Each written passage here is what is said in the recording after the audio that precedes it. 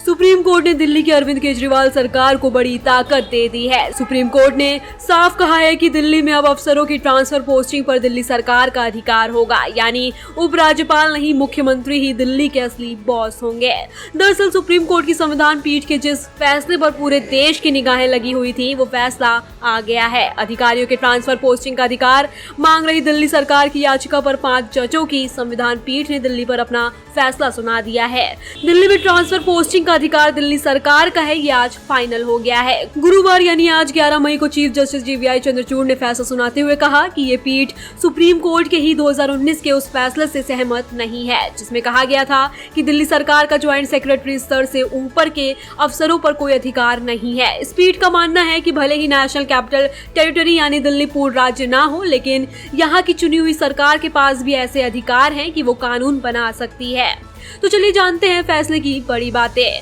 केंद्र और राज्य दोनों के पास कानून बनाने का अधिकार है, लेकिन इस बात का ध्यान रखा जाए कि केंद्र का इतना ज्यादा दखल ना हो कि वो राज्य सरकार का काम अपने हाथ में ले ले। इससे संघीय ढांचा प्रभावित होगा। अधिकारियों की तैनाती और तबादले का अधिकार दिल्ली सरकार के पास होगा। चुनी हुई सरकार के पास प्रशासनिक सेवा का अधिकार होना चाहिए।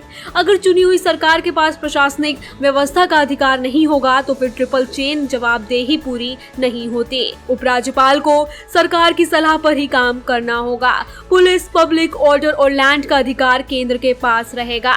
जानते हैं आखिर कैसे मामला कोर्ट तक पहुंचा। दिल्ली सरकार ने कोर्ट में याचिका दाखिल कर ये अधिकार उसके हाथ में देने की मांग की थी। सुप्रीम कोर्ट ने इस मामले में 18 जनवरी 2023 को सुनवाई पूरी कर फैसला सुरक्षित रख लिया था।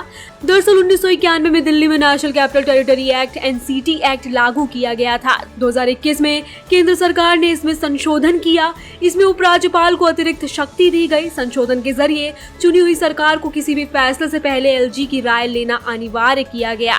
इसी को आम आदमी पार्टी ने सुप्रीम कोर्ट में चुनौती दी थी।